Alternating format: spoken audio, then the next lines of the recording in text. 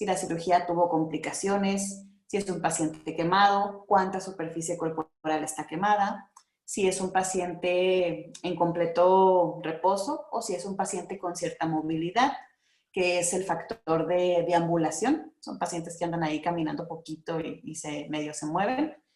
Pero sí ahorita que ya estamos empezando con todo lo que es nutrición clínica, vamos a usar los dos factores. De hecho, el día de hoy se va a quedar como una actividad donde vamos a determinar gastos energéticos en diferentes procesos, en diferentes personas. Ok, bueno, ya hablamos de eso. Decíamos que existen factores que van a determinar cómo es el gasto energético en reposo o el gasto energético basal. Comentábamos que existían factores como la edad, porque tenemos etapas en las cuales estamos en crecimiento. Tenemos la etapa de mantenimiento, que ahorita pues estamos todos en esa, que es la adultez. Y tenemos ya una etapa de crecimiento de las necesidades, como lo es la etapa del adulto mayor. Claro que aquí va a depender también mucho del tipo de envejecimiento que tengamos presente, porque hay envejecimientos patológicos y hay envejecimientos normales y hay envejecimientos exitosos. Entonces, nos podemos topar un paciente que a lo mejor tiene 65 años, pero es una persona súper activa, como nos podemos topar el típico paciente de 65 años que todos esperamos ver en la consulta, que es el que ya viene con alguna patología, ya trae algún tipo de medicamento que está tomando, un paciente que ya tiene dificultades de movilidad, que es lo que nos topamos mayormente, que es un envejecimiento ya que tiende a ser patológico. Hablábamos que también la composición corporal va a determinar las necesidades. El tamaño corporal también. Sobre todo esta diferencia tiene mucho que ver también con el sexo, porque al final de cuentas la composición corporal de los hombres y la composición corporal de las mujeres es diferente. Los hombres, su capacidad de formar músculo es mucho mayor que la de las mujeres y esto determina que tengan un gasto energético más elevado. Además, también el tamaño de los hombres tiende a ser mayor que el de las mujeres, por eso su gasto energético también es al menos 300, 400 kilocalorías arriba del gasto energético de una mujer. Hablábamos de que el clima también tiene mucho que ver. Poníamos el ejemplo también de que si hacíamos ejercicio, por ejemplo, en un clima muy caluroso, pues la tasa metabólica se aumentaba, el gasto energético era mucho mayor, por lo tanto el uso de energía era mayor. Y esto pues nos implicaba que tuviéramos una actividad que aunque fuera moderada, se pudiera considerar como tipo activa. En la temperatura se refería más a la temperatura corporal. Esto, por ejemplo, en los procesos de infección, cuando llegan los pacientes con esta situación, el gasto energético tenemos que tomar en cuenta que va a estar aumentado. Sin embargo, cuando la temperatura corporal disminuya, el gasto energético vuelve a normalizarse. El estado hormonal también lo comentábamos, poníamos el ejemplo de patologías tiroideas, tanto en hipotiroidismo, pues vamos a esperar un gasto energético muy bajo, pero en hipertiroidismo vamos a esperar un gasto energético muy elevado, que de hecho hay que corregir porque es una situación peligrosa. Y ya comentábamos otros factores que eran, por ejemplo, déjenme lo muevo aquí, que eran, por ejemplo, ya la ingesta de ciertos alimentos que se consideran termogénicos, como hablábamos, por ejemplo, de los picantes, la cafeína, ¿qué otro? Pues sí, y ya termogénicos naturales como lo es el rábano, el jengibre, pimienta cayena, todo ese tipo de sustancias que te los venden milagrosamente como si fueran quemadores de grasa o como si aceleraran el metabolismo, pues más que nada es que inducen una termogénesis natural en el cuerpo. Entonces esto, tomarlo antes o consumirlo antes de hacer ejercicio, pues te permite llegar con cierto grado de calor ya a la actividad física. Entonces esto hace que la actividad física en lo que tú estás calentando ya realmente traes un pre antes de ese calentamiento. Entonces la utilización de energía en forma de calorías va a iniciar más rápido, por lo que si el ejercicio es muy extenuante, es de una actividad muy intensa, pues vamos a esperar que la utilización de grasa como sustrato energético sea más rápido. Pero pues todo depende también del grado de ejercicio, ¿verdad? No es lo mismo durar 2 horas caminando pero a paso de chisme que durar una hora o media hora haciendo ejercicios con diferente tipo de intensidad, que también implican fuerza y que aumentan todavía mucho más el gasto energético. Entonces, todo eso tiene que ver en cómo nosotros usamos la energía. Decíamos también que la actividad física es uno de los factores que más nos van a elevar el gasto energético. En el caso de las personas que vemos fuera del hospital, pues este es un punto bien importante. Este es el punto que nos separa de todos esos factores que acabamos de mencionar y que puede llevar a que una persona tenga un gasto de más de 2.500 calorías, a que una persona tenga un gasto de menos de 1.500 calorías. Entonces, la actividad física, dependiendo su grado de intensidad, pues podemos esperar un gasto energético más elevado en personas que son moderadamente o muy activas, a diferencia de una persona que sea sedentaria. E incluso en el sedentarismo se toma en cuenta una fracción del gasto basal. O sea, ser sedentario implica que vas a usar 10% de tu gasto energético basal y lo vas a agregar para poder determinar un gasto energético total. Entonces, por ejemplo, si mi gasto energético basal es de 1.200 calorías o 1.300 calorías y yo soy una persona sedentaria, pues ese 10% de las 1.300 son 130 calorías más que se van a añadir a mi gasto energético basal. Y ahí ya tengo esas 1.430 calorías, por ejemplo. Si a esto le junto el ETA, que dijimos que era 10%, pues son otras 130 calorías. O sea, ya a diferencia de las 1.300 que yo requería, ya ando en un requerimiento de casi 1.600 calorías, que es un requerimiento bajo, ¿eh? Es un requerimiento bastante limitante, pero precisamente los requerimientos tienden a ser bajos en personas que no son tan activas para evitar la fluctuación entre el peso y evitar ese aumento de peso que pues es punto básico de lo que es el tratamiento nutricional. Cuando se ve por ese lado, ¿verdad? Porque luego también tenemos el lado de la nutrición clínica, que pues el enfoque mínimo es el peso. De hecho, ya dependiendo del proceso de atención nutricional y de la valoración nutricional que se pueda hacer en los pacientes, tienes que ver mucho los contextos. Por eso el nutriólogo clínico tiene que tener un criterio a la hora de ejercer un tratamiento. Porque si solo te basas en datos antropométricos, como peso, talla, índice de masa corporal, hay ciertos pacientes que si solo te basas en esto, te van a lanzar el dato de que tienen obesidad o que tienen sobrepeso, pero no son datos verídicos, no son datos que te puedan hacer llegar a un tratamiento de que dieta hipocalórica o dieta modificada en carbohidratos, ¿no?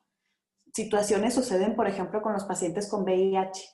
Cuando el paciente que tiene VIH ya está haciendo una seroconversión, empiezan a desarrollar ese síndrome de lipodistrofia. Entonces, la acumulación de grasa a nivel abdominal pues es muy notoria y puede haber incluso a veces presencia de edema, lo cual nos lanza datos de sobrepeso, que vemos una acumulación de grasa anormal, vemos un aumento de peso, pero realmente son datos que no te están indicando el estado nutricional del paciente. Con esos pacientes tú tienes que irte más a checar parámetros bioquímicos, a checar una exploración física, ver historia clínica, ver historia dietética, antes que los antropométricos.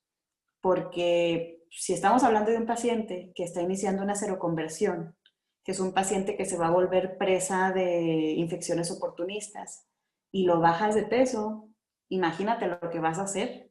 Vas a hacer todavía que ese paciente más rápido llegue a una neumonía, más rápido llegue a una complicación. Por eso realmente el peso y el índice de masa corporal en la clínica no se utilizan tanto. En la clínica el enfoque tiene que ser más hacia cambios en la dieta, cambios a nivel bioquímico y checar la historia clínica. Porque los cambios en la dieta te pueden decir mucho más de lo que te está diciendo el peso y la talla. Que tenemos que tomar en cuenta que el paciente clínico es un paciente que muchas veces viene edematizado, es un paciente que viene con procesos de ascitis, es un paciente que a veces, digamos un paciente, por ejemplo, ya casi en ancianidad, que viene con sarcopenia. Entonces, tenemos datos que nos indican muchas cosas y nomás vemos peso y talla. Por eso hay que ver también los demás puntos de la historia nutricional.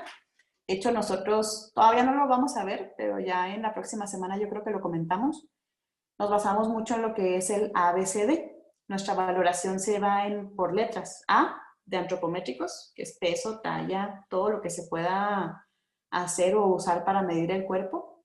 B, bioquímicos. C, clínicos, que ahí es información que viene más de ustedes, porque al final de cuentas, los nutriólogos sí nos enfocamos un poquito en la historia clínica, pero más en la cuestión de los antecedentes, antecedentes heredofamiliares, personales patológicos, personales no patológicos, pero verdaderamente la exploración física más bien lo vemos de sus hojas de evolución o de sus hojas diagnósticas, de todo lo que es la historia clínica del paciente.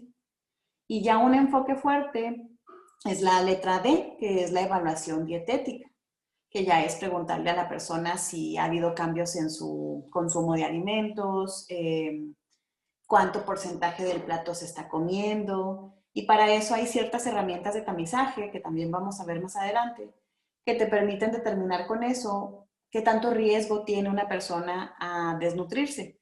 Porque en la clínica, en la clínica hospitalaria, lo que más te topas no es sobrepeso ni obesidad, es desnutrición. Es el lado contrario completamente. Te topas con mucho paciente que viene con un grado de desnutrición y si el paciente lleva ya tiempo en hospital, este grado de desnutrición es mucho mayor. De hecho, la semana pasada sus temas fueron de estos. Al equipo que le tocó el tema de fisiopatología de la desnutrición y al equipo que le tocó el tema de fisiopatología del ayuno, pues eso fue el enfoque que nos dio, el enfoque de la desnutrición hospitalaria o la desnutrición iatrogénica. Lo que te topas más en la consulta externa, que es el paciente que viene con enfermedades crónicas, pues es el sobrepeso y la obesidad y grados de descontrol, todo lo que son excesos. Pero verdaderamente en hospital, entre más tiempo dura el paciente dentro del hospital, te vas topando un cierto grado de desnutrición que va complicando más y más al paciente. Sobre todo cuando hablamos de pacientes que están en área de cirugía y que no tienen un tipo de soporte nutricional desde que llegan. ¿Por qué? Porque no se les valora correctamente, por el uso de ayunos que no son necesarios, el no adecuar la dieta a cómo la pueda consumir el paciente, o el uso de dietas de corta duración, como es la líquida, por larga duración, que ya vimos que la dieta líquida no cubre ni siquiera lo mínimo del gasto basal. ¿Alguien iba a comentar algo? Ok. Bueno, entonces también hablábamos de cómo se mide la energía, decíamos de lo del consumo, bueno, la medición en forma de calorías o kilocalorías. Veíamos también que la calorimetría indirecta es el estándar de oro a la hora de determinar requerimientos energéticos. Sin embargo, el uso de los carritos metabólicos o monitores de medición metabólica no es tan común en el hospital. Es muy raro. El enfoque que es más común, en el enfoque que es más común encontrarlo es en el enfoque de activación física, de actividad física. Como lo vemos ahí en esa imagen con la persona que está en la bicicleta. Se usa más aquí porque como cada actividad tiene un tipo de gasto energético, es más fácil medirlo de esa manera. Y así para cada atleta tú puedes determinar cuánta energía está gastando dependiendo de la actividad, la intensidad y el tiempo. En el caso del hospital, sí hay carros metabólicos, pero es muy raro encontrarlos. Y si los hospitales lo tienen, un problema también muy común es que no se saben utilizar y no se sabe realmente leer los datos que te lanzan. Por eso casi siempre en lo que es el área de clínica, nosotros nos manejamos por fórmulas predictivas, ¿sí? Que existen diferentes tipos de fórmulas. Existe la más común y la que es así como que más viejita y más conocida, que tal vez a lo mejor algunos de ustedes ya la usaron. No sé si alguien ha usado Harris. Marco, me estás diciendo que sí. ¿En quién has usado Harris? Cuando estuvo, que en nosología quirúrgica vimos Con el todo doctor. esto con el doctor Eiras. ¿Con el doctor quién, perdón? Eiras Eiras, cirujano. nos dio todo este ¿Hicieron, tema. hicieron determinación de gasto energético? Sí, y aplicamos las fórmulas. ¿Cuáles usaron? Esta y otras 3, creo que eran. Ok. Por ejemplo, bueno, Harris es la que es más común en el área hospitalaria. De hecho, Harris se supone que cuando se empieza a utilizar va destinada estrictamente a pacientes hospitalizados, nada más. Lamentablemente, muchos nutriólogos para control de peso también usan Harris, pero la cuestión es que Harris, una problemática que tiene es que justamente en pacientes con obesidad o pacientes con un estado nutricional normal, tiende a sobreestimar requerimientos. Pues, por ejemplo, con pacientes que vienen en depresión nutricional, que vienen ya con un cierto grado de desnutrición, Harris se debe de usar con mucho cuidado. Te tienes que ir bajita, tienes que ir con mano bajita. De hecho, antes de Harris se utiliza también mucho Mifflin. Mifflin es otra fórmula predictiva, que esta de hecho se vio que era un poquito más exacta en personas con obesidad y personas con estado nutricional normal. También incluso se sugiere para pacientes geriátricos. Mifflin es una de las más sugeridas, por ejemplo, ya en mayores de 60 años, es la fórmula predictiva que se sugiere más. Está también la de Ireton-Jones. La de Ireton-Jones, la verdad, honestamente, yo nunca la he usado porque nunca me ha tocado trabajar con pacientes en UCI, pero es la que más se utiliza, por ejemplo, cuando tenemos pacientes que están conectados a ventilador o pacientes con ya un grado de estrés metabólico muy, muy fuerte. Sin embargo, incluso si estamos hablando de puro estrés metabólico, Harris Benedict se puede utilizar, nada más que en vez de usar actividad física como factor para aumentar las calorías, pues se usa el factor de estrés, que ya son diferentes factores dependiendo, los vamos a ver ahorita, si es sepsis, si es cirugía, todo eso. Tenemos la más común y la que se utiliza normalmente en pacientes sano, es la de la OMS, la de la FAOMS. Esta, por ejemplo, no se sugiere para nada a pacientes con patologías porque sobreestima demasiado, sobreestima mucho más que Harris incluso. Entonces, por eso esta solo se sugiere en dietética. Antes de dietoterapia se sugiere solamente en dietética, que sería nutrición por etapas de vida. Ahí se puede aplicar este tipo de fórmula. De hecho, una problemática de esta fórmula es justamente el factor de actividad física que te sugiere. Los factores de actividad física son muy altos. Por ejemplo, aquí se maneja que multiplicar el gasto basal por 1.4 es un factor para sedentario. Y por 1.4 realmente cuando usas actividad física en Harris es para activo. Entonces te saca un requerimiento bastante alto en una persona sedentaria. Por eso este tipo de fórmula solo se usa en personas sanas y con normopeso. Tenemos la fórmula empírica o la fórmula de dedo, que le dicen también. Estas son las que manejan mucho las guías, tanto la guía de práctica clínica, guías de referencia rápida, guías de ESPEN, de ASPEN. Estos son los valores que te manejan mucho por cada patología. Te manejan que si el paciente está en estabilidad, son de 20 a 22 kilocalorías por kilogramo de peso, peso actual, peso real. Si queremos mantener el peso, son de 25 a 30. Esta es la que más se utiliza, esta es la que más se sugiere en casi todas las patologías. Y ya, por ejemplo, en pacientes con politraumatismos, con sepsis, pues ya, por ejemplo, en politrauma sube un poquito, que son de 35 a 40 kilocalorías. Estas no se recomiendan tanto, a pesar de que sean las recomendaciones de las guías, porque no toman en cuenta ningún factor, ningún parámetro. Entonces, estas para pacientes hospitalizados tienden a sobreestimar bastante. Por eso incluso las guías ESPEN han hecho por tratar de recomendar más bien el uso de Harris. De hecho, es la que más recomienda ESPEN, ¿eh? Harris es así como que la base. Y ya en casos así diferentes, casos así, por ejemplo, de geriatría o en algunos casos de falla intestinal, Mifflin podría ser también la sugerida por parte de este. Sin embargo, en las guías rápidas, este es el tipo de fórmula que se recomienda. Entonces ya tú decides si te vas con lo máximo, por ejemplo, en cirugía electiva, 32 kilocalorías, esa es como la media. Realmente la recomendación va de 30 a 35 kilocalorías. Si tienes un paciente que quieres así como que una ganancia de peso un poquito más fuerte, te puedes ir con lo máximo Y si quieres irte bajito, pues te vas con las 30 kilocalorías, que es lo mínimo.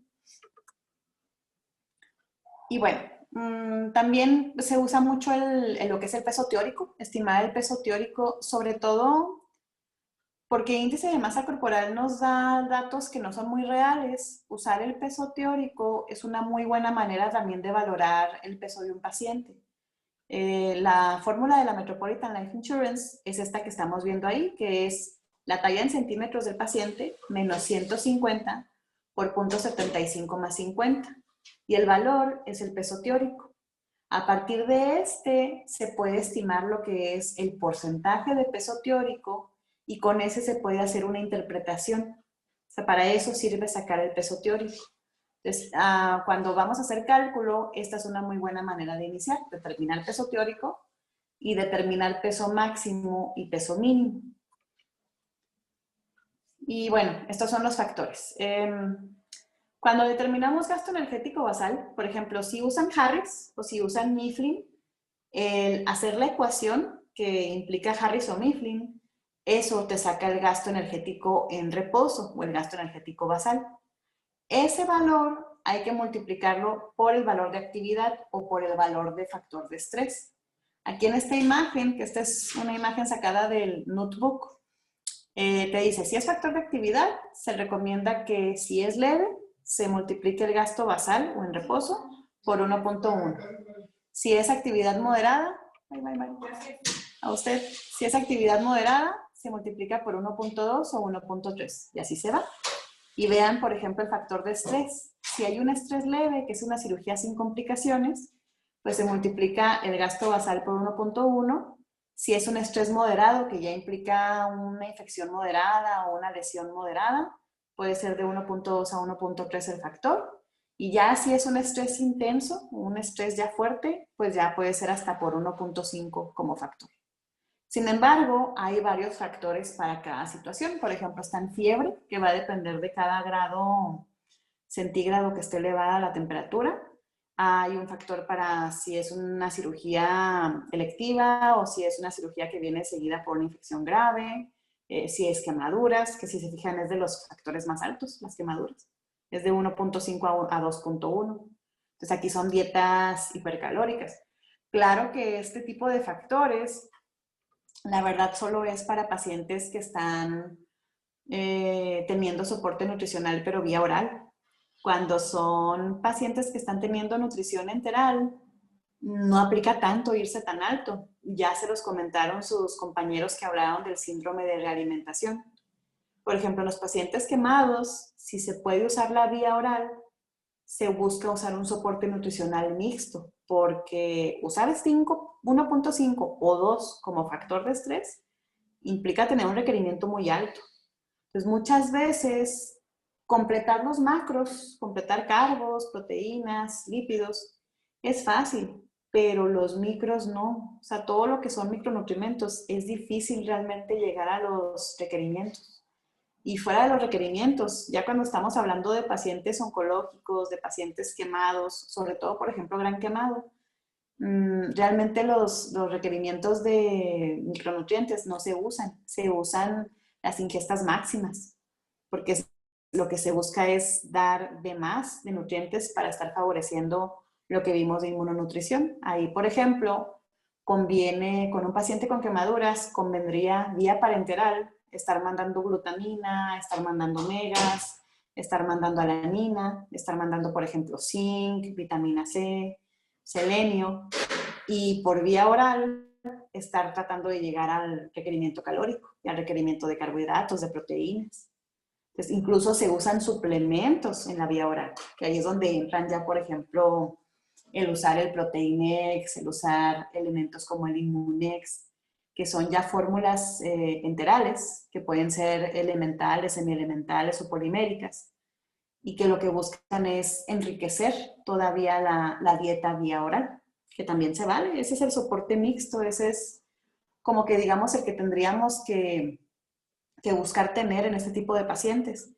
Nada más que aquí la primera limitación siempre va a ser la económica. O sea, en un hospital esto es lo que quisiéramos llegar, pero verdaderamente yo me he topado en el central, no nos vamos tan lejos, ahí en el central, Pacientes quemados, pura vía oral, dietas de 2.000 calorías, dietas de 2.500 calorías y pura vía oral y licuados a lo menso para poder echarle Proteinet y Casec y no sé qué tanto y darle sus ensures o así en polvo como colaciones y ya con eso lo empiezas a alcanzar.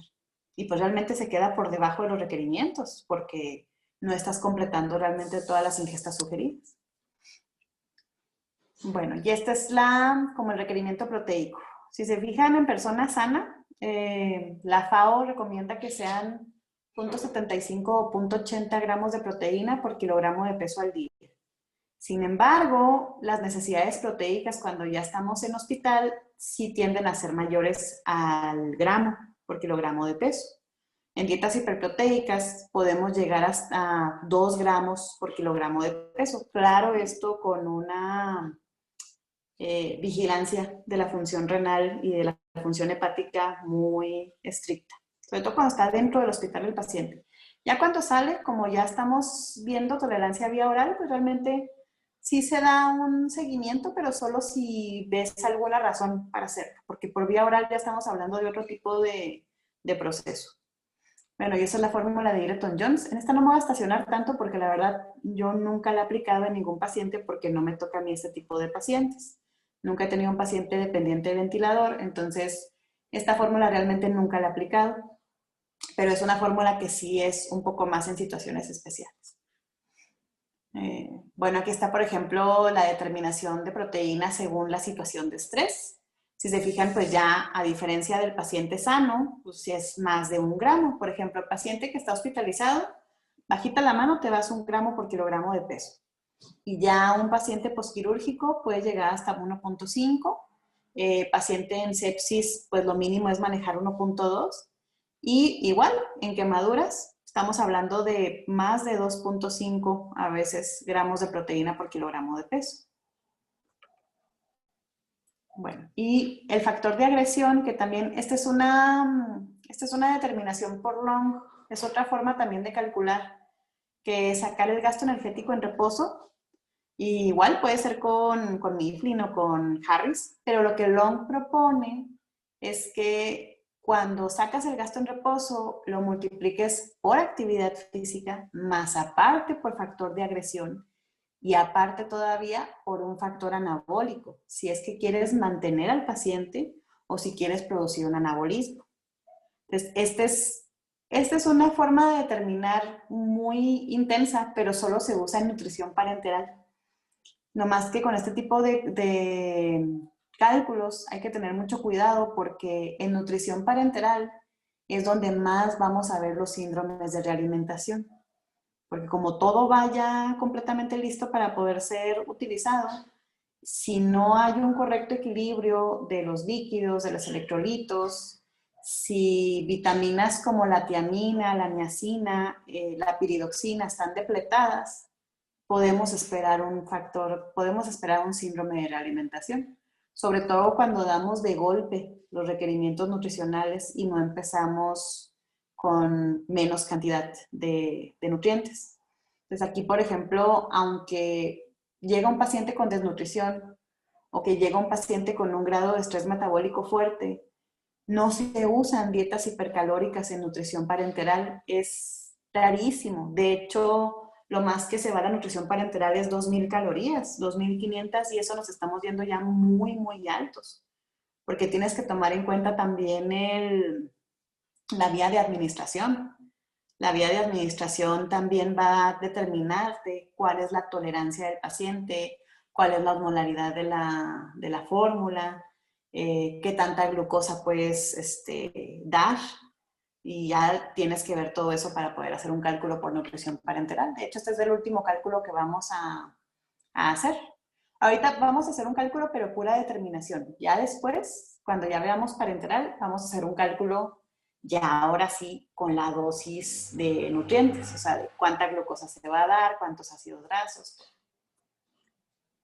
Y Long también dice que, bueno, él sugiere que para grado de estrés en nutrición parenteral, la medición de consumo de nitrógeno sea la siguiente. Que si, por ejemplo, el grado de estrés lo clasifica del 1 al 5. 1 leve, 2 moderado leve, 3 moderado grave, 4 grave y ya 5 muy grave. Y te dice, ¿cuánto incrementa en porcentaje del gasto metabólico en reposo? Bueno, ya va desde el 20 hasta el 70%. ¿Y cuánto se sugiere de gramos de nitrógeno por kilogramo de peso? Y ahí está la sugerencia. Para un grado de estrés 1, pues es 0.17. Para un grado de estrés 2 es 0.20 y así se va y así se va. Y la relación de nitrógeno-calorías proteicas que te sugiere es la que está enseguida de cada una. Por ejemplo, en grado de estrés 1, pues se sugiere 150 kilocalorías por cada gramo de nitrógeno. Ya se va así disminuyendo hasta llegar a 90 kilocalorías por cada gramo de nitrógeno, ya en un estrés muy grave. Y te dice cuáles son las indicaciones. Te dice, por ejemplo, un grado de estrés leve, pues es una persona que está en situación de ayuno. Un grado de estrés moderado se usa para cirugías mayores que no están complicadas. Un grado de estrés ya leve, moderado grave, perdón, ya son cirugías que sí traen complicaciones. Y pues ya las más comunes que encontramos en politraumatismos, en complicaciones ya más elevadas y sepsis, pues va a ser un grado de estrés 4. Por ejemplo, esta sí es muy buena recomendación. Esta tabla sí yo la recomiendo mucho para cuando se hace cálculo de nutrición parenteral, porque la verdad en este aspecto, esta tabla sí es más exacta. La que vimos anteriormente, no, porque tiende a sobreestimar demasiado y los requerimientos sí salen muy altos. Pero en cuestión de proteína, Long sí maneja una muy buena información, porque cuando calculas por nutrición parenteral, lo primero que determinas es la proteína, precisamente para ver los gramos, la relación de kilocalorías por gramo de nitrógeno. Y si hay una buena relación, ya empiezas a hacer con las kilocalorías que sobran la determinación de carbohidratos y la determinación de lípidos, que en este caso pues sería de dextrosa y de ácidos grasos.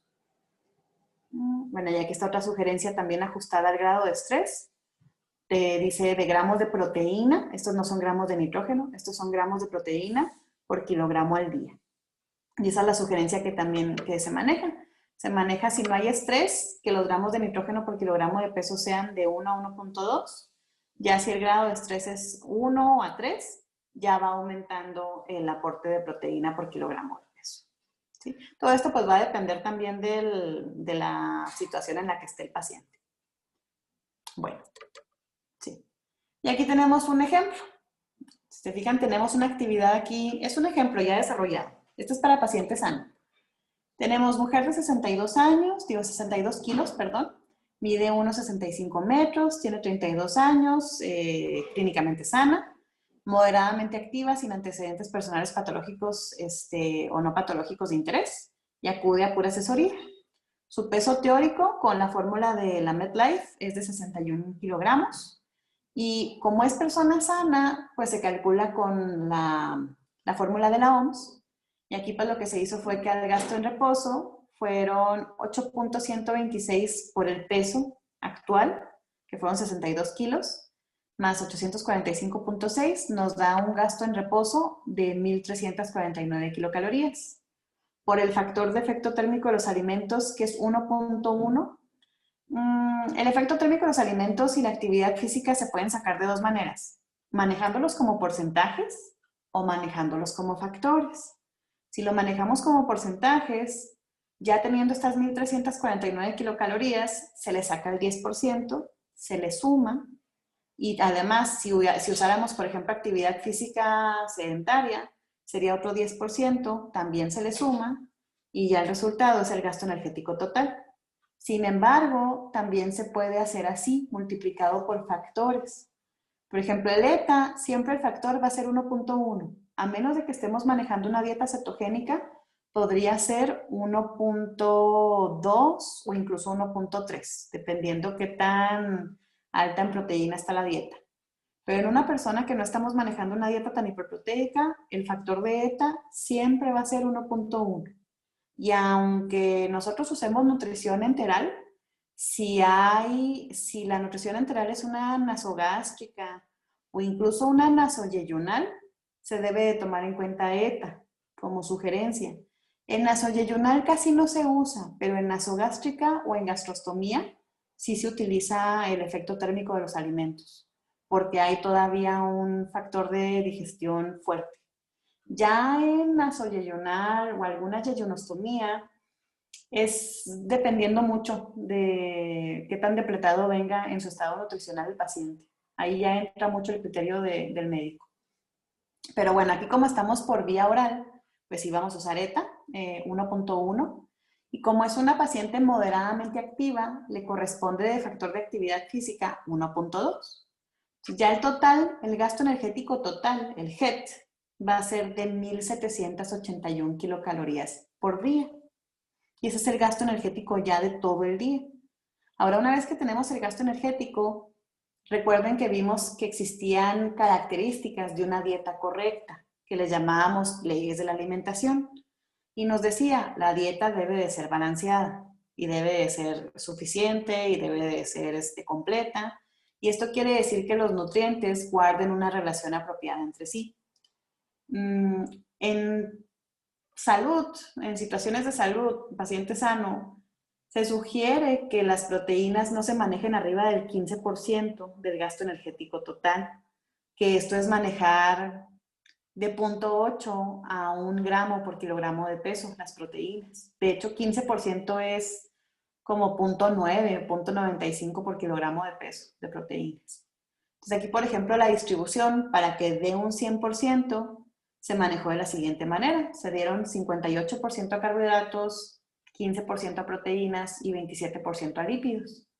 Se sacó el porcentaje de cada uno en base al gasto total y se dividió entre sus valores calóricos por gramo. ¿Sí? ¿Por qué? 1 gramo de carbohidratos, 4 kilocalorías, 1 gramo de proteínas, 4 kilocalorías, 1 gramo de lípidos, 9 kilocalorías. Y al final tenemos el requerimiento en gramos. ¿Sí? Y esa es una determinación de un caso leve, un caso en una persona sana, un caso de un paciente que nos topamos en consulta externa, incluso ciertos pacientes hospitalizados podríamos hacer este tipo de cálculo. Ahora, van a hacer uno ustedes. Les voy a poner un caso. A ver, vamos a ver. Si gustan anotar ahí para que vayan haciendo, si tienen calculadora ahí a la mano, pues excelente. Muy bien. Hombre de 35 años. Peso actual de 98 kilos.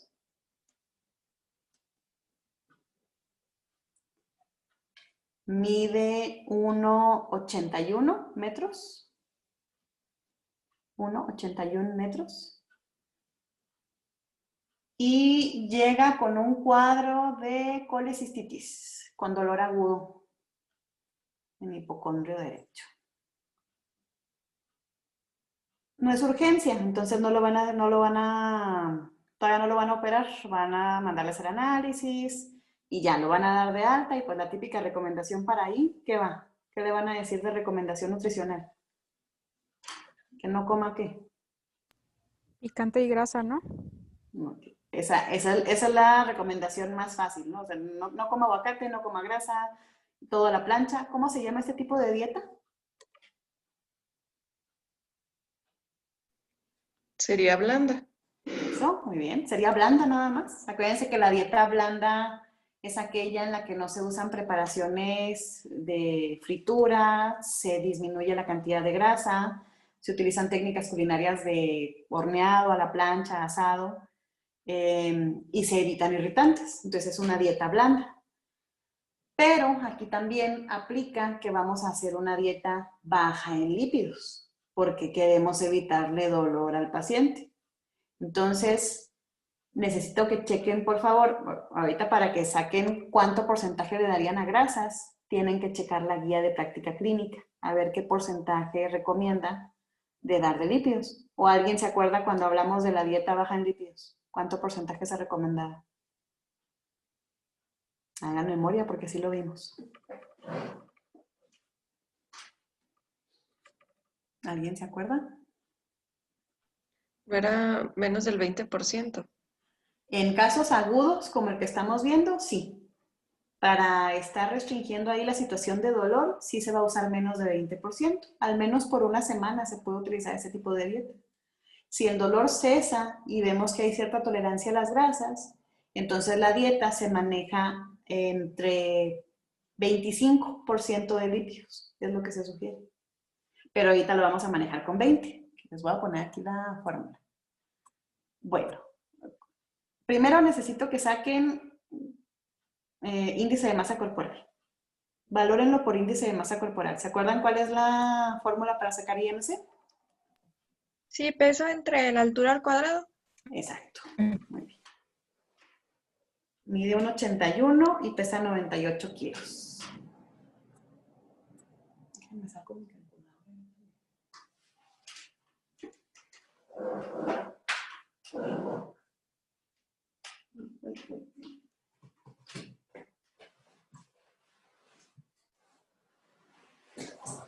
29.9 de IMC. Un poco nomás en... Bueno, ¿eso qué significa? Está en sobrepeso. Tampoco salió en sobrepeso. Bueno, es que la ayuda que está aquí. rayando la obesidad. A mí me salió otro número. O tal vez lo hice mal. A ver. A mí también me salió eso, 29. 9. 30. Sí, me salió 30. Ay, 29.9 kilogramos sobre metro cuadrado. Exacto. Sí.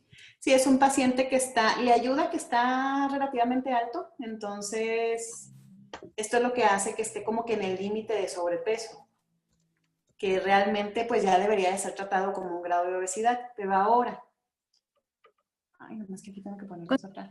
Creo que me equivoqué en el peso. Pesa 98, pesa 98. Ah, con razón. Entendí Volteaste los 38 y números. así. No, Está muy no. flaco. Demasiado. Ok, ahora saquen con esta fórmula que estoy poniendo aquí en la pantalla, saquen su peso teórico, saquen el peso teórico del paciente.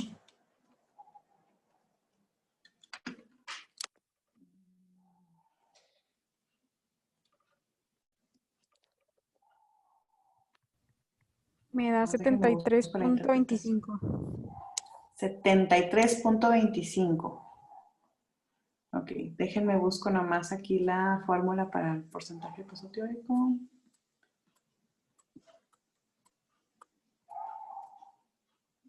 No, interpretación.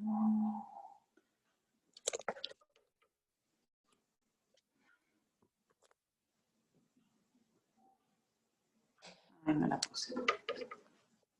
Ok, pero ahora, ¿ya sacaron todos peso teórico?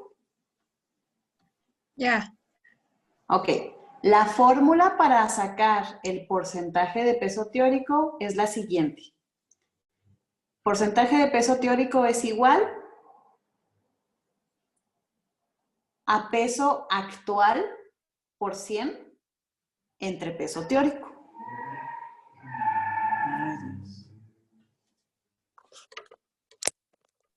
¿Eso que acaba de mencionar qué es? Es la fórmula para sacar porcentaje de peso teórico. Dejo de compartir tantito de esto y les voy a poner otra imagen. Eso que les puse es la fórmula para sacar porcentaje de peso teórico. Miren, aquí está. O sea, una vez que sacamos peso teórico, vamos a sacar el porcentaje de peso teórico, que en este caso sería 98, que es lo que pesa el paciente, por 100, entre, ¿cuánto fue el peso teórico? Me dijeron, acá me habían dicho en el chat. 73.25. Ok, 373. Y sí, son 133.7, ahí como pusieron. Lo pueden redondear a 134. Entonces, aquí, en la interpretación del peso teórico, vean lo que nos dice. Nos dice que si el porcentaje es mayor a 120, indica también sobrepeso. Entonces, aquí el diagnóstico nutricional, tanto por índice de masa corporal como por interpretación de porcentaje de peso teórico, indica que el paciente viene con un sobrepeso, ¿sí? Pues, por ejemplo, nuestros diagnósticos en nutrición, los diagnósticos nutricionales, son diferentes a los diagnósticos médicos. Por ejemplo, este es un diagnóstico que yo sí puedo hacer Porque los diagnósticos nutricionales deben de ser en base a problemas que el nutriólogo puede resolver. Pues cuando a mí me toca, por ejemplo, un paciente con diabetes, mi diagnóstico nutricional no va a ser paciente con diabetes o paciente diabético o hiperglucemia. Mi diagnóstico nutricional debe de ser en base a la alimentación mayormente. Los diagnósticos nutricionales tienen 3 categorías. De hecho, lo vamos a ver en otra clase, pero se los voy comentando. Pueden ser categoría 1, que son diagnósticos en base a ingesta. Pueden ser categoría 2, que son diagnósticos clínicos, como el que estamos haciendo ahorita, que es de sobrepeso. O pueden ser categoría 3, que son diagnósticos en base a conocimientos o en base a habilidades. Pues, por ejemplo, los diagnósticos categoría 3 son, por ejemplo, inician con problemas como incapacidad de autocuidarse, descontrol de hábitos, selección inadecuada de alimentos. Los diagnósticos clínicos si inician, por ejemplo, obesidad o sobrepeso, desnutrición, bajo peso, pérdida de peso involuntaria. Y los diagnósticos de ingesta ya hablan por nutrientes. Entonces ya inician descontrol en la selección de carbohidratos, ¿no? Ingesta excesiva de calorías, ingesta excesiva de carbohidratos, simples o complejos, ingesta deficiente de fibra. Todo ese tipo de problemas son con los que iniciamos nosotros los diagnósticos. Entonces aquí en este caso, este paciente pues trae un problema de sobrepeso. Ya lo vimos por 2 parámetros, el índice de masa corporal o el porcentaje de peso teórico. Ok, regresamos a la otra. Espérenme, ¿dónde quedó?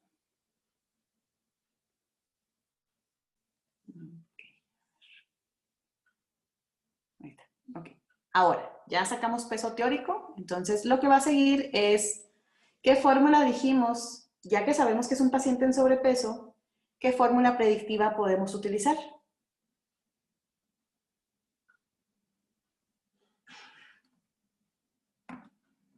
Entró a hospital por urgencia, pero realmente ya lo vamos a dar de alta porque ya controlamos el dolor. Entonces no es un paciente hospitalizado. Ya lo valoramos y es un paciente con sobrepeso. ¿Qué fórmula predictiva dijimos que funcionaba más para sobrepeso y obesidad? Que les dije que también era para geriatría. Acabamos de ver, charracos. La de Mifflin. Mifflin, exactamente. Vamos a usar Mifflin porque aunque es un paciente que entró a hospital, no se va a quedar ahí. Entonces, Harris no nos conviene tanto. Mifflin sí sería una buena opción. Ahí tenemos la fórmula de Mifflin para hombres. Entonces, saquen con ese. Eso es para sacar gasto basal, ¿sí? Y lo van a determinar con el peso actual. O sea, con los 98 kilos que pesa el paciente.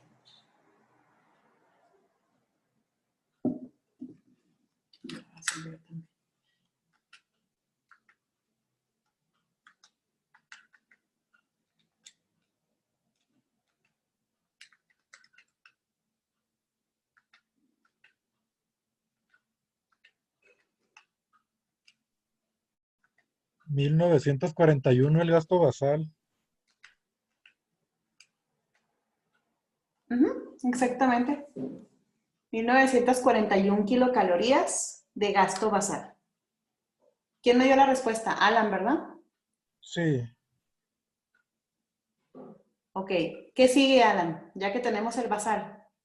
Pues agregarle el termogénico de los alimentos, el 10% que mencionamos, y agregarle el otro 10% de actividad física, dependiendo. Pues es sedentario. Eso se me pasó decirles. Es un paciente sedentario. Entonces agregarle otro 10 y otro 10. Sí, que lo más fácil sería multiplicar las 1941 por 1.1, que sería el factor de eta, y por otro 1.1, que sería el factor de actividad física, que es sedentario. El factor de actividad física es muy fácil, yo siempre lo manejo así, 1.1 para sedentario, 1.2 moderado, 1.3 activo y 1.4 muy activo. A ver, 1.1 sedentario. Ajá.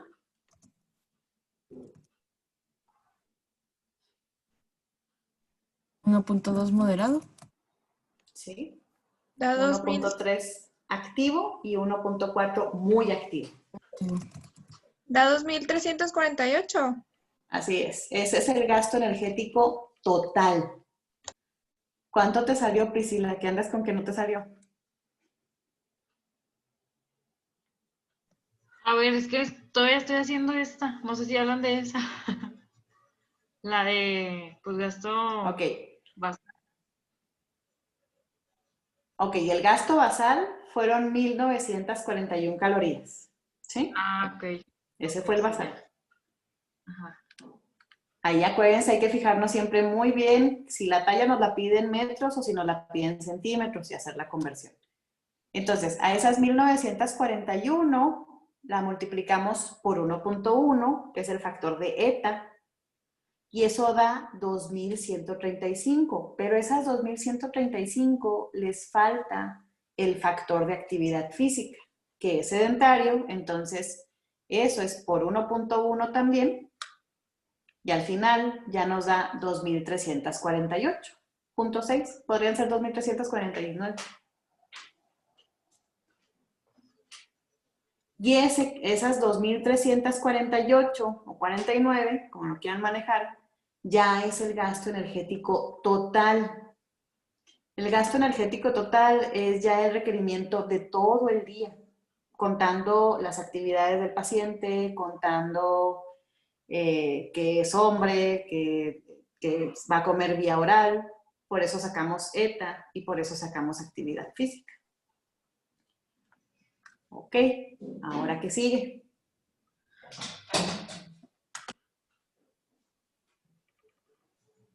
Ese gasto energético total, Los ¿qué porcentajes, sigue? ¿no?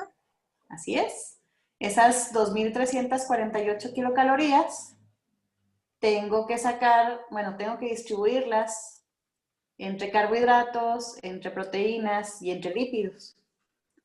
Entonces, como es un paciente que viene con un cuadro agudo, por unos días le vamos a manejar los lípidos en 20% como máximo. Como máximo. Entonces eso nos deja 80% para proteínas y para carbohidratos.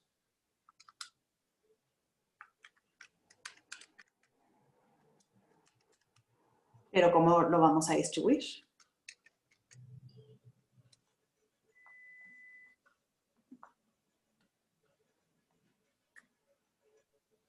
Podría ser 40 y 40. No, Es mucho. no, porque mira, es que el problema de poner 40 para proteínas, el problema de, por ejemplo, darle 20% a proteínas, es que con 20% de proteínas tú ya estás manejando una dieta hiperproteica. Y en la guía de práctica clínica para el tratamiento de trastornos biliares, no te recomiendan dietas hiperproteicas para este tipo de situaciones. De hecho, te recomiendan que subas más los carbohidratos. Incluso podríamos usar 15 de proteínas, 20 de lípidos, ese sí es de cajón, o sea, ese sí desde ahorita tómenlo en cuenta. Y podríamos usar, si usamos 15 de proteínas, nos queda 65% para carbohidratos, que es lo máximo. De hecho, estamos en el rango, estamos ya tirándole a lo máximo de carbos, pero estamos en la normalidad. Entonces podemos hacerlo así. 20% lípidos, 15% proteínas y 65% carbohidratos. Entonces, si quieren, sáquenlo.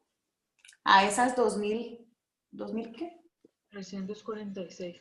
2.346 calorías, 48, 46. Ahí depende qué tantos decimales agarra la calculadora, pero está bien. A esas calorías, distribuyanlas entre el 15% de proteínas, 65% de carbohidratos y 20% de lípidos. Bien fácil, punto 65 por 2.000, eso. Punto 15 por 2.300. Punto 20 por 2.300. Y lo que sale, pues son calorías. Para convertirlo a gramos, tengo que dividirlo. Lo que salga de carbohidratos entre 4, lo que salga de proteínas entre 4, lo que salga de lípidos entre 9.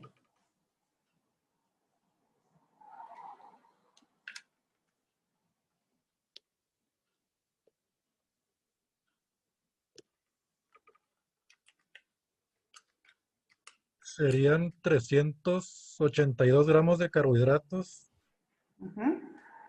serían 52 de lípidos y 88 gramos de proteína. Ok, muy bien. 52 gramos de lípidos, ¿verdad?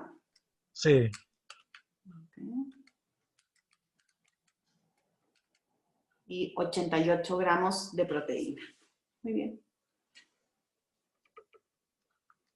Y ahí está. Ese es el requerimiento de nuestro paciente que llegó con cuadro agudo por al menos una semana. Ese es el plan que va a llevar. Esa es la determinación del requerimiento. Lo que acabamos de hacer es determinar el requerimiento del paciente. Ya de ahí seguiría la distribución de nutrientes, o sea, el calcular para poder completar los nutrientes. Sí, de lípidos fueron 52 gramos en el día. Eso es lo que requiere el paciente. Recuerden que aquí, por ejemplo, estamos viéndonos con lo más bajito de lípidos. Lípidos incluso en cuadros agudos se puede manejar en 15%, pero la verdad es casos muy raros. Eso, por ejemplo, nada más cuando ya de plano tiene que esperar unas horas o unos días para cirugía, y si nos damos bien bajito para evitar dolor, pero que se va a quedar a lo mejor ahí en el hospital el paciente. Realmente es muy raro que se manejen menos de 20% de lípidos. Y de hecho, este tipo de dieta, por ejemplo, no se sugiere por más de 2 semanas, es lo máximo. Ya si en 2 semanas hay tolerancia a la grasa y ya deja de haber dolor, se pasa a 25%. Se puede pasar, por ejemplo, a 22, 23, pero incluso se puede pasar directamente a 25% y ahí se queda. Ahí sí es un requerimiento que se puede utilizar ya por meses incluso. Nada más que, pues si de plano si no vemos tolerancia a la grasa y no va a haber una cirugía, se tendría que empezar a dar vitaminas liposolubles, que es con lo que podríamos empezar a ver cierto problema en ese tipo de dietas tan bajas en grasa. Ok, pues entonces lo que acabamos de hacer pues es una determinación de gasto energético en un paciente con una patología. Aplicamos el uso de una distribución recomendada para cierta patología. Cambiaría, por ejemplo, si quisiéramos hacer una dieta hipoglucémica con un tipo de dieta cetogénica, cambiaría la distribución. ¿Se acuerdan cuál era la distribución para una cetogénica moderada?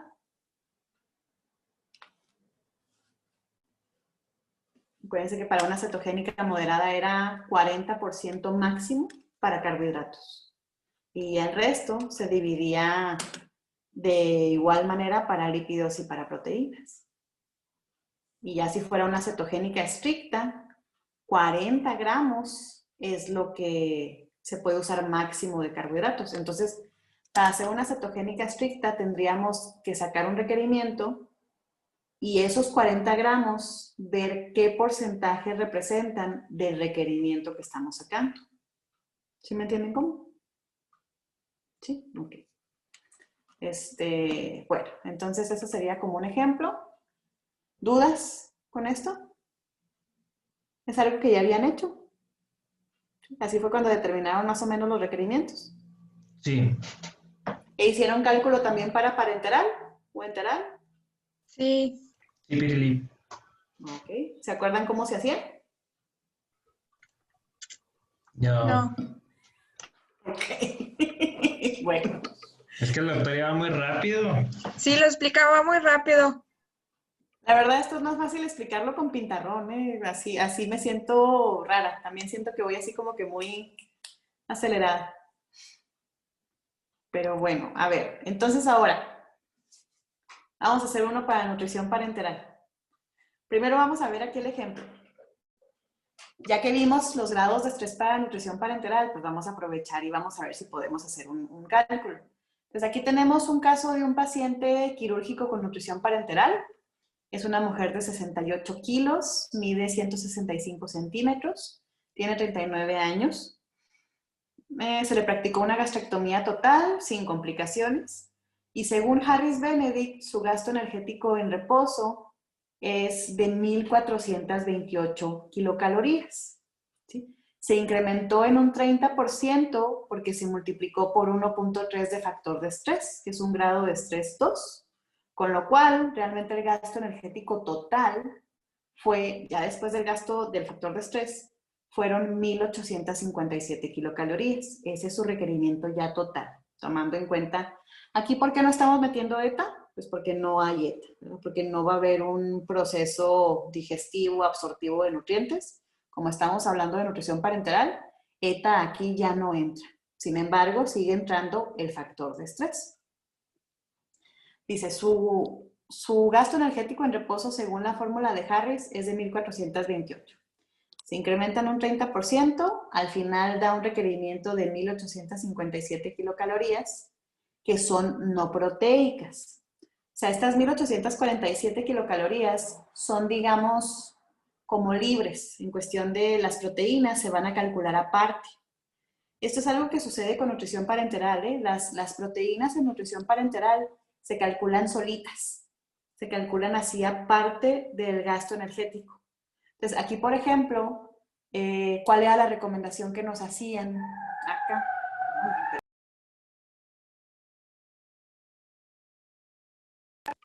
Perdón. A ver, ¿dónde está la tablita? Aguanten un tantito. Aquí estábamos. Miren, por ejemplo, podíamos dar, en un grado de estrés 2, podíamos dar de 1.5 a 1.6 gramos de proteína por kilogramo de peso. ¿Sí? Y la relación que nos debía dar de nitrógeno por gramo de nitrógeno, pues de kilocalorías por gramo de nitrógeno, era de 110 por 1. O se puede hacer de esta manera. Determinar un factor de estrés, que en este caso sería, como fue una cirugía sin complicaciones, es un factor de estrés 2. Y aquí está, miren, se puso 30% de incremento de la tasa metabólica. Y aquí lo que se busca es que los gramos de nitrógeno que se den por kilogramo de peso van a ser 0.20. Y de hecho así está en este cálculo. Aquí se ve. Aquí se ve. Necesita 13.26 gramos de nitrógeno. ¿Cómo se determinaron estos 13? ¿Cómo se llegó a este valor? Porque se multiplicó 0.20 gramos de nitrógeno por el peso de la paciente. A ver, chequen si está bien. 68 por 0.20. ¿Sí? 13.6. Entonces, ese es el requerimiento de gramos de nitrógeno. Ese es el requerimiento de gramos de nitrógeno al día. Y la relación fue de un gramo de nitrógeno por cada 140 kilocalorías. ¿Cómo se sacó esa relación? Bien fácil. Se dividió el gasto energético total, las 1.857 kilocalorías, entre el requerimiento de gramos de nitrógeno total, que fueron 13.26. 13.26. ¿Sí? Fueron 140 kilocalorías. O sea que por cada gramo de nitrógeno se están dando 140 kilocalorías. ¿Y para qué nos sirve sacar eso? Para irnos otra vez a la tablita de acá y ver si tenemos una buena relación. Y sí, de hecho aquí en el grado de estrés 2, si se fijan, nos dice que la relación nitrógeno por kilocalorías proteicas debe de ser de 1 gramo de nitrógeno por cada 140 kilocalorías. Entonces, este tipo de revisión lo que nos permite ver es si nuestro aporte proteico, si nuestro aporte de gramos de nitrógeno es adecuado para la patología que estamos atendiendo. Si sale más alto, tendríamos que tomar en cuenta que tal vez aquí no hay tanto problema porque no te está dando parámetros. Si se fijan, los gramos de nitrógeno por kilogramo de peso son un valor nada más. La problemática empieza cuando te dicen, por ejemplo, que el grado moderado fuera de 0.20 a 0.30 o a 0.25. Ya tienes dos valores. Entonces, ahí, por ejemplo, si te vas al 0.25, pues sí podríamos esperar una relación de kilocalorías proteicas con nitrógeno no tan adecuada. ¿sí? Eso es lo malo de cuando no tenemos así como que valores más exactos. Por eso en nutrición parenteral, esta tablita de Long, a mí la verdad me gusta mucho porque es muy exacta y no te permite como que pensar tanto y tener tantas crisis porque a lo mejor no estás dando lo que necesitas. Es muy básica y es muy fácil de aprenderse. Ok. Entonces, ese es el ejemplo de este cálculo. Y ahí se saca ya la nutrición parenteral. Se sacó cuánto requería de calorías la paciente. Y para esto, pues se tiene que sacar, ya como sabemos cuántos gramos de nitrógeno vamos a dar, ahora hay que saber cuántas proteínas son esos gramos de nitrógeno. Esto se saca también muy fácil. Es nada más multiplicar los 13.2 gramos de nitrógeno por 6.25 gramos de nitrógeno, que es el valor de cada proteína, y ya sacas que son 83 gramos al día lo que están dando, que realmente es como si estuviéramos dando 1.2 gramos de proteína por kilogramo de peso. De hecho, sí da 13.2 por... Sí, 82.5. Perfecto. Entonces, sí, ya redondeado serían 83 gramos de proteína. ¿Por qué hacemos esto? ¿Por qué creen que hagamos esto? ¿Por qué tenemos que convertir a proteínas? ¿Por qué no nos quedamos nomás con gramos de nitrógeno?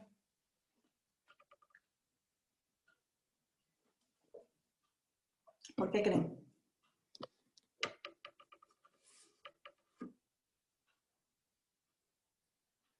Porque esto nos permite ver, como estábamos viendo aquí, o sea, es aproximadamente 1.2 gramos de proteína por kilogramo de peso.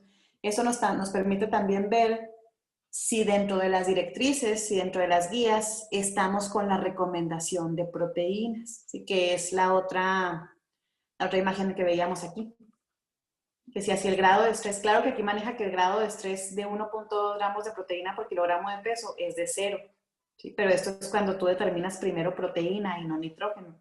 Siempre con nutrición parenteral conviene más determinar así directamente con nitrógeno. También se puede determinar así por gramos de proteína por kilogramo de peso, pero de todos modos tienen que sacar la relación nitrógeno, kilocalorías, proteínas. Siempre es de ley. Y les digo, también en cálculo de nutrición parenteral se empieza siempre con las proteínas. Porque al final de cuentas, las calorías, las 1800 kilocalorías, realmente en quiénes se van a distribuir. Son kilocalorías no proteicas. Entonces va a ser 50-50 carbohidratos y lípidos. Aquí, por ejemplo, ¿cuánto tocaría? 1857 por punto 50 son 928 kilocalorías para carbohidratos. Nada más, nada más que aquí, con la nutrición parenteral, ¿qué se usa para poder dar carbohidratos al paciente? La dextrosa. ¿Y cuál es el valor calórico de la dextrosa? Es el mismo que el de los carbohidratos, es el mismo que el de la glucosa. Son 3.4 kilocalorías. El valor cada gramo de dextrosa da 3.4 kilocalorías. O sea, el cálculo es distinto, ¿sí? Cuando damos carbohidratos, cuando damos glucosa, cuando estamos dando vía oral los nutrientes, los carbohidratos, pues sí es por 4 kilocalorías, porque ese es el valor. Entonces, por ejemplo, si nos vamos 50% a las 1857 por punto 50, son 928 kilocalorías que serían destinadas en forma de dextrosa. Eso lo dividimos entre 3.4 y eso me da 273 gramos de dextrosa que se tienen que administrar al paciente. Y ya los lípidos, eso sí ya es, va a depender de los ácidos grasos que vayamos a usar, de la solución de ácidos grasos. Por ejemplo, ahorita las fórmulas lipídicas o las emulsiones lipídicas, perdón, que se están utilizando para nutrición parenteral, la que ahorita más se usa es el dipeptiven. Y el dipeptiven aporta 10 kilocalorías. Entonces ahí, por ejemplo, esas 900 kilocalorías que también van para Para lípidos, 928 entre 10, que sería el valor de esa emulsión lipídica, nos daría 92.8 gramos de ácidos grasos o de emulsión lipídica. Eso ya lo de las emulsiones lipídicas las vamos a ver ya cuando veamos nutrición parenteral, porque las emulsiones lipídicas, dependiendo del tipo de generación que sea, va a ser el tipo de aceites que te va a estar dando. Pueden traer, por ejemplo, ahorita las de cuarta generación, que es como el dipeptilen que les digo, trae emulsiones lipídicas de aceite de pescado. Entonces ahí, por ejemplo, se maneja ya inmunonutrición, porque el aceite de pescado pues viene cargado con omegas. Entonces ya ahí estás también, además de dando un aporte de lípidos, estás trabajando inmunonutrición. Entonces es bien padre todo eso de las emulsiones lipídicas. Y ya también, por ejemplo, lo que sacamos de proteínas, incluso si tú quieres usar glutamina, tienes que restar el valor de la glutamina que vas a usar para ver cuántas proteínas vas a dar en forma de aminoácidos. Entonces ya el cálculo de nutrición parenteral se va haciendo más especial, se va haciendo más fino. Es un rollo nutrición parenteral calcularla, porque ya una vez que calculamos ya sabemos cuánta dextrosa vamos a dar. Ahora sigue a qué porcentaje la vamos a dar. Y luego además falta también ver cuánto es el requerimiento hídrico del paciente y en ese requerimiento hídrico cuánto va de cloruro de sodio, cuánto va de fósforo, cuánto van de electrolitos y cuánto van de oligoelementos. Entonces ya el cálculo de nutrición parenteral se vuelve un poco más específico. Esto sobre todo es cuando queremos dar un soporte nutricional más especializado. Cuando no se busca dar un soporte nutricional especializado, nos vamos con las fórmulas estándar, que son las bolsas tricompartimentales de 2.000 calorías o de 1.500 calorías, que ahí viene separada los aminoácidos, la dextrosa. A veces se manejan bicompartimentales, que nomás vienen aminoácidos y dextrosa, y las emulsiones lipídicas se ponen aparte. Las tri, pues traen las emulsiones lipídicas abajito y son una solución blanca, que siempre hay que estar checando para ver que no haya problemas o situaciones ahí que no queremos en la bolsa y tiene su forma de mezclarse. Pero todo eso lo vamos a ver ya con el tema de nutrición parenteral.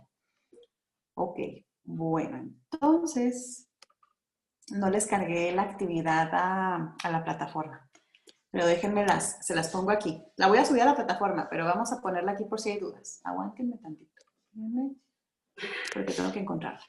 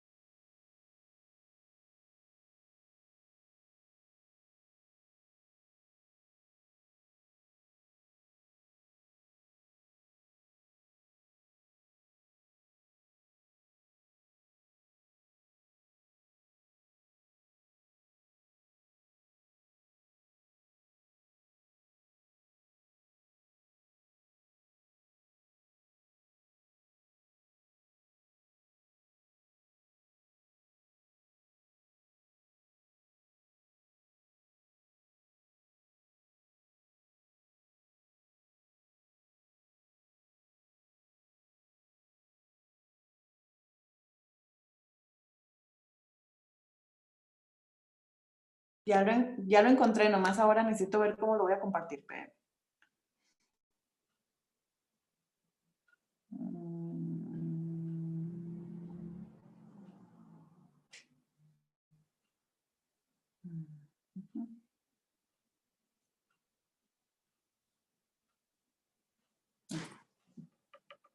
Ok. Bueno, esta actividad, esta hoja, se las voy a cargar en el tópico 8. Ahorita que terminemos la clase lo voy a cargar y lo voy a dejar ahí porque en base a ella van a hacer su actividad de tarea. En un solo documento pónganme todos los casos, por favor. No me vayan a poner un documento para cada caso. Entonces aquí las instrucciones son, en base a los ejemplos que vimos ya anteriormente, desarrollar los siguientes casos clínicos. Se debe de mencionar el tipo de fórmula predictiva que se usa para determinar el gasto energético, si es Mifflin, si es Harris, si es FAO-OMS. Se debe de aplicar el factor de ETA en quienes se puede aplicar y el factor de estrés o actividad física. Y también se debe de hacer una distribución energética, que es cuánto porcentaje a calorías, a proteínas, a carbohidratos, a lípidos. Y bueno, para esto pueden utilizar los documentos de dietoterapia. Por ejemplo, ahorita con la dieta hipolipídica que hicimos, nos basamos, sí, de hecho también en ese tópico, en el tópico 8, voy a subir la exposición que acabamos de ver para que ahí tengan las fórmulas. Y les voy a subir, ¿perdón? No, que gracias. Y les voy a subir la imagen que les puse de la determinación del porcentaje de peso teórico. Fijan, tenemos 4 casos.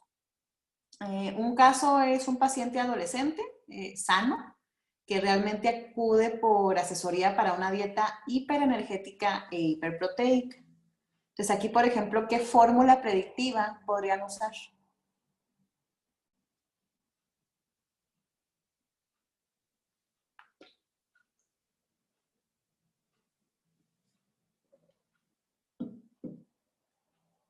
¿Cuál podrían usar? ¿En cuál? Ah, Caso 1. Mifflin yo no lo recomiendo para pacientes que vayan a hacer dietas hiperenergéticas porque Mifflin es muy exacta. Mifflin de hecho tiende a subestimar. La de Harris. Podrían usar Harris, pero Harris, volvemos a lo que comentábamos, se sugiere más para paciente hospitalizado. Este es un paciente sano completamente. más bien sería la de la OMS. FAO sería la más recomendable con este caso, que es el caso 1. ¿Se acuerdan que cuando hablábamos de dietas hiperenergéticas e hiperproteicas, yo les dije, la recomendación para hiperenergética es sacar un gasto energético y luego determinar, antes de hacer una distribución de cuánto le toca a carbohidratos, cuánto a proteínas, cuánto a lípidos, ver cuántas calorías le van a aumentar, porque recuerden que la dieta hiperenergética es más arriba de lo que requiere el paciente. Este paciente por sí solo, por su edad, por su talla y por la actividad física, tiene un gasto energético alto.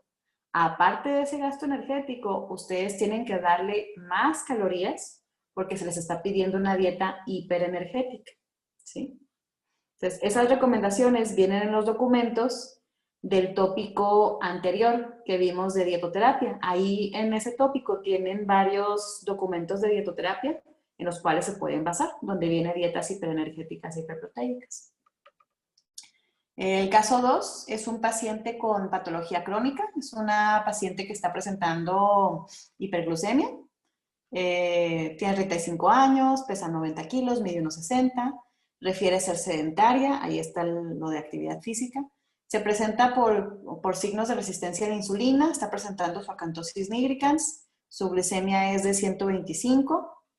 Ahí les puse también para que se den una idea, pues un poquito ahí de una química sanguínea, un perfil de lípidos, y refiere que no es hipertensa, tiene un poquito ahí de sus antecedentes personales, sus antecedentes heredofamiliares, y se recomendó una dieta hipocalórica. Aquí, por ejemplo, con esta paciente, ¿se irían nada más con dieta hipocalórica o se irían con una dieta hipoglucémica?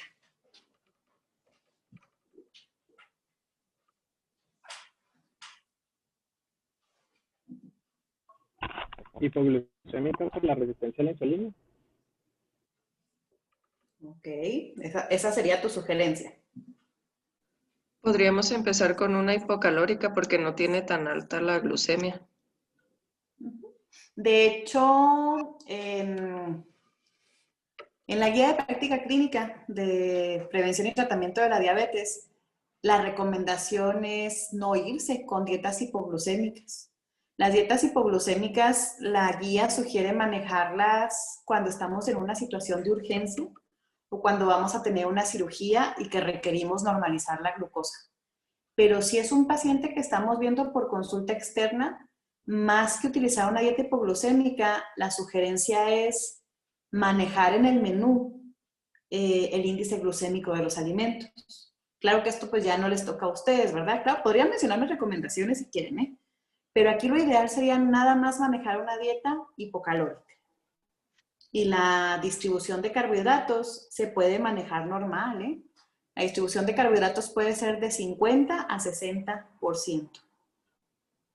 Por ejemplo, si a ese paciente le recomendáramos metformina, se sugiere que ande entre 50 y 55% el requerimiento de carbohidratos. Aquí ya se ve borroso. ¿Perdón? Esto ni se nota. Ay, perdón, se activó el micrófono. Cuidado. Entonces, ahí lo ideal sería nada más manejar una dieta hipocalórica. Recuerden que para manejar una dieta hipocalórica, lo que haríamos es sacar el gasto energético total de la paciente con su actividad física, con el ETA. Ya ese gasto energético total le vamos a restringir calorías. Recuerden que la dieta hipocalórica implicaba una restricción desde 100 hasta 1000 calorías. Nada más que también acuérdense que una dieta que anda debajo de 1200 calorías ya no es hipocalórica, ya es una dieta baja en calorías. Y una dieta que aporta menos de 900 calorías es una dieta muy baja en calorías. Esas dos ya no se llaman hipocalóricas. Entonces, aguas con las restricciones que ya impliquen irse por debajo de 1200 calorías, porque ahí ya están cambiando de tipo de dieta.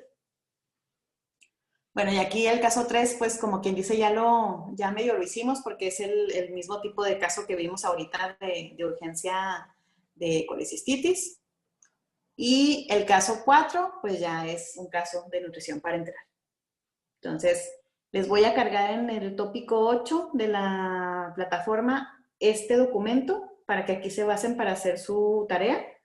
Esa tarea es para el siguiente martes, antes del siguiente martes. Y les voy a cargar la presentación que acabamos de ver para que tengan a dónde irse de ejemplos de los casos. Pero realmente todo lo de dieta hipocalórica, dieta hiperenergética, lo van a encontrar más en los documentos de dietoterapia, que es donde se habla de los tipos de dietas. ¿Sí? Maestra, Dígame. ¿nos podría dar más tiempo con la tarea? Porque la verdad aquí el martes estamos muy saturados. Oh, Marco, ¿cómo? Tiene muchos Por exámenes. favor. Sí. Ay, Y Dios de mi vida. tenemos un examen. Ay, pobrecitos de ustedes. Por favor. Bueno.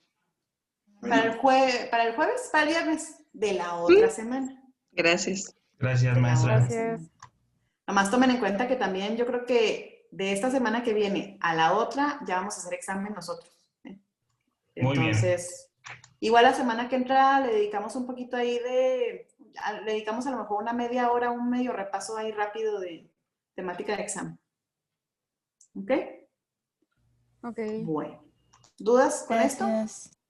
El caso 4 también lo hacemos. Sí, los 4 casos los quiero en un mismo documento, por favor. Ok. Bueno, entonces, si quieren, pues hasta aquí le dejamos ahorita. Hoy realmente esta era la temática que teníamos que ver.